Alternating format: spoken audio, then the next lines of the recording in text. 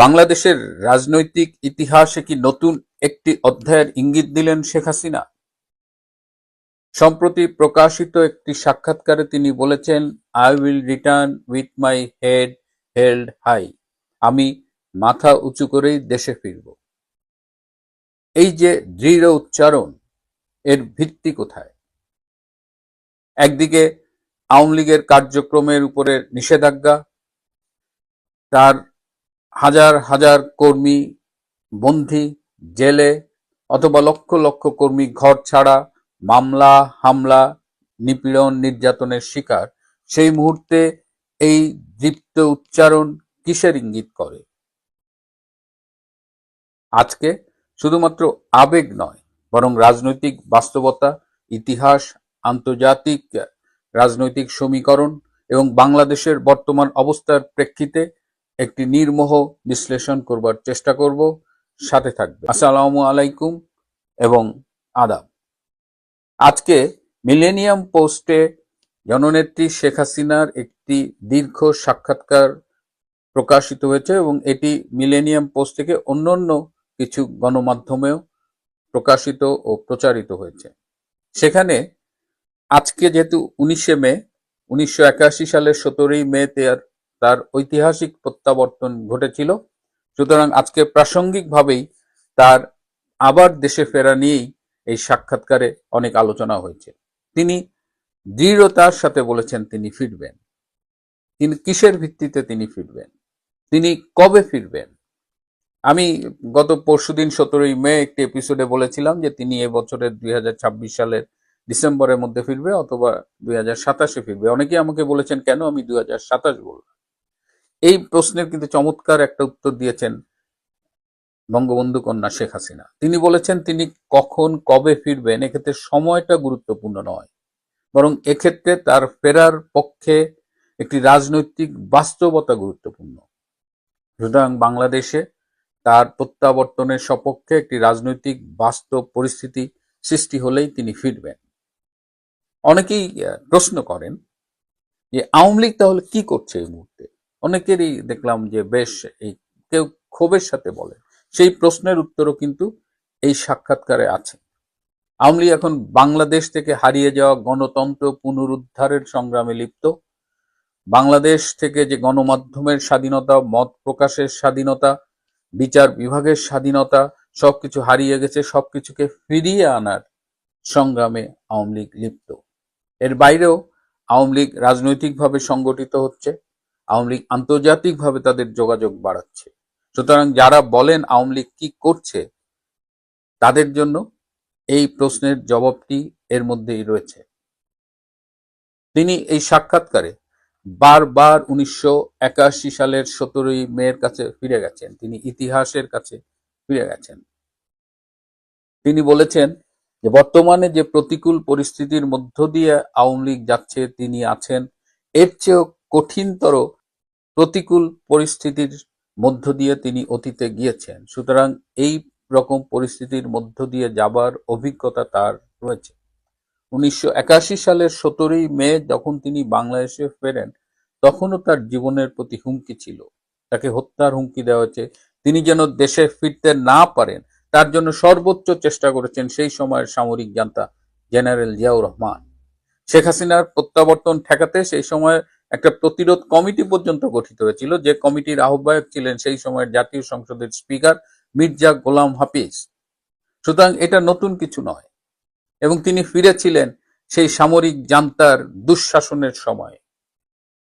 সুতরাং তার একদিকে যেমন অভিজ্ঞতা আছে, তেমনি তিনি বলেছেন যে গণতন্ত্র পুনরুদ্ধারের সংগ্রাম, মানুষের অধিকারের সংগ্রাম, মানবাধিকারের সংগ্রাম, এই সব সংগ্রাম ফিরিয়ে আনার জন্য তার সংগঠন লড়াই করছে। তার মানে তার প্রত্যাবর্তন শুধুমাত্র ব্যক্তি শেখ হাসিনার প্রত্যাবর্তন হবে না, বরং তার প্রত্যাবর্তন হবে বাংলাদেশে গণতন্ত্রের প্রত্যাবর্তন।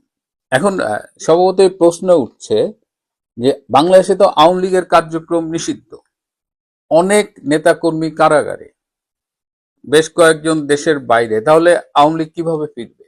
এখানে তিনি আবারও ইতিহাসের কাছে ফিরে গেছেন। তিনি বলেছেন যে 1971 সালে আওয়ামী লীগকে নিষিদ্ধ করেছিল সেই সময় পাকিস্তানের জান্তা সরকার। কিন্তু আওয়ামী লীগ কি বসে ছিল? আওয়ামী লীগ যদি 1971 সালে সেই নিষেধাজ্ঞা মেনে নিয়ে বসে থাকতো তাহলে কি বাংলাদেশ স্বাধীন হতো? এটাই তো বাংলাদেশ আওয়ামী লীগের ইতিহাস। আওয়ামী লীগকে নিষিদ্ধ করা যায়, কিন্তু আওয়ামী লীগকে নিষিদ্ধ করে স্তব্ধ করা যায় না। আওয়ামী লীগ তার উপরে যে ঐতিহাসিক দায়িত্ব অর্পিত সেই কাজটি সে করে। এর মধ্য দিয়ে নেতা কর্মীদের একটি মেসেজ দিয়েছেন জননেত্রী শেখ হাসিনা যে তোমরা ভয় পেও না, ইতিহাস তোমাদের পক্ষে। এর বাইরেও আওয়ামী লীগ কিন্তু আন্তর্জাতিক পর্যায়েও ব্যাপক তৎপরতা চালাচ্ছে। তারা একদিকে জাতিসংঘের সাথে, ইউরোপিয়ান ইউনিয়নের সাথে, ইন্টার পার্লামেন্টারি ইউনিয়নের সাথে, বিভিন্ন মানবাধিকার সংগঠনের সাথে তারা কিন্তু তাদের যোগাযোগ অব্যাহত রেখেছে এবং এই যোগাযোগগুলো কিন্তু বর্তমানে যথেষ্ট কার্যকরভাবেই দেখা যাচ্ছে। এই যে বাংলাদেশের বর্তমানে যে অবস্থা, বাংলাদেশের সংস্কারের নামে জুলাই আগস্টের যে রেজিম চেঞ্জটা করা হলো, সেটি যে একটি ষড়যন্ত্র ছিল, সেটি যে একটি জঙ্গি অভ্যুত্থান ছিল, এটা এখন একদম দিবালোকের মতো পরিষ্কার।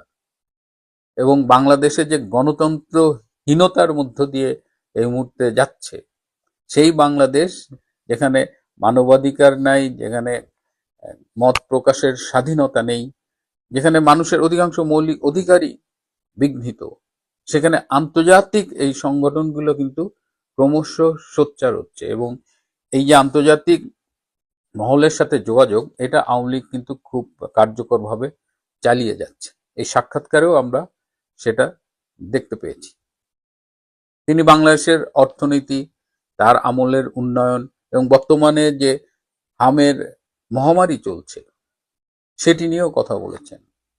তার আমলে যে অর্থনৈতিক অর্জন এবং বর্তমানে যে এই হাম 2026 সালের মধ্যে বাংলাদেশকে হাম মুক্ত ঘোষণা করার একটা চেষ্টা চলছিল শেখ হাসিনা সরকারের আমলে। কিন্তু আজকে আমরা দেখছি প্রায় 500-র মতো শিশু অলরেডি মারা গেছে, হাজার হাজার শিশু মৃত্যুর সাথে লড়াই করছে। তার মধ্যে অসংখ্য আইসিইউতে আছে এবং আইসিইউ বেড না পেয়ে তারা মানে একটা বিধিকিস্ত্রী অবস্থা বাংলাদেশে। তিনি সেই কথাটি বলেছেন বাংলাদেশের জনস্বাস্থ্য নিয়ে। এবং শেখ হাসিনা, আপনারা নিশ্চয়ই মনে আছে, ভ্যাকসিনের সাফল্যের জন্য তার সরকার দুইবার আন্তর্জাতিকভাবে পুরস্কার লাভ করেছিল, ভ্যাকসিন হিরো। সেই কথাটি তিনি খুব ভালোভাবেই এই সাক্ষাৎকারে তুলে এনেছেন। এই সাক্ষাৎকারে তিনি খুব স্পষ্ট করেই বলেছেন যে তিনি জনগণের উপরে আস্থাশীল এবং এটা সবসময় আমরা দেখেছি শেখ হাসিনা দিনের শেষে জনগণেরই নেত্রী। তাহলে এই সব মিলিয়ে এই সাক্ষাৎকারটা যদি বিশ্লেষণ করে সাম আপ করি তাহলে দেখা যাবে যে তার এই আত্মবিশ্বাসের যে ভিত্তি, তার মধ্যে রয়েছে তার ইতিহাস তার পক্ষে, তার তৃণমূলে যে সংগঠনটি রয়েছে আওয়ামী লীগের, ভেরি স্ট্রং একটা অর্গানাইজেশন গ্রাসরুট লেভেলে, এটি তার ফিরে আসার পক্ষে একটা স্ট্রং পিলার হিসেবে কাজ করছে। তার আমলে করা উন্নয়নও তার পক্ষে এবং সেই উন্নয়নগুলোর কথা কিন্তু তিনি বলেছেন যে উন্নয়ন ন্যারেটিভ। বর্তমান সরকার, ইউনূস সরকার, এগুলো তো মানুষ দেখছে এবং শেখ হাসিনার 15 বছর দেখেছে। খুব ক্লিয়ার যে শেখ হাসিনা বাংলাদেশটাকে কোথা থেকে কোথায় নিয়ে গিয়েছিলেন, একটা ইমার্জিং ইকোনমিক ফোর্স হিসেবে তৈরি করেছিলেন। এবং ইন্টারন্যাশনালি বর্তমানে যেভাবে জিও পলিটিক্যাল সিচুয়েশন বদলে যাচ্ছে এবং যেভাবে বাংলাদেশের রেজিম চেঞ্জের ষড়যন্ত্রগুলো উন্মুক্ত হয়ে গেছে, এখন কিন্তু আন্তর্জাতিক পরিসরে আওয়ামী লীগের রাজনীতির অনুকূলেই হাওয়া বইছে। আর সবশেষে রয়েছে একটি বাংলাদেশ যেখানে গণ অসন্তোষ ক্রমশ দানা বেঁধে উঠছে এবং এই গণ অসন্তোষ দানা বাঁধার মধ্যেই কিন্তু রাজনৈতিক সংগঠন হিসেবে আওয়ামী লীগ কিন্তু তার জায়গা করে নেবে। সুতরাং আওয়ামী লীগকে কার্যক্রমের উপরে নিষেধাজ্ঞা দিয়ে দমিয়ে রাখা অন্তত ইতিহাস তার পক্ষে কথা বলে না। তাহলে আপনারা বলবেন যে আত্মবিশ্বাসী কি কেবলমাত্র তার ফিরে আসাটাকে নিশ্চিত করবে? আত্মবিশ্বাস জরুরি, তবে এর সাথে আরো প্রয়োজন রাজনৈতিক বাস্তবতা, বাংলাদেশের সময়, আন্তর্জাতিক রাজনীতির সমীকরণ এবং বাংলাদেশের বর্তমান সংকটের অবস্থা। এই সংকট এভাবে কন্টিনিউ করতে থাকলে বর্তমান বিএনপির যে সরকার ক্ষমতায়, তাদের জন্য আগামী দিনগুলো সুখকর নাও হতে পারে। প্রিয় বন্ধুরা, আপনারাও কি মনে করেন শেখ হাসিনা মাথা উঁচু করে বাংলাদেশে ফিরে আসবেন? আপনারা কমেন্টে আপনাদের মতামত জানান। আজ এ পর্যন্তই। ভালো থাকবেন, সুস্থ থাকবেন। তার চেয়েও জরুরি হলো নিরাপদে থাকবেন। সবাইকে অনেক ধন্যবাদ।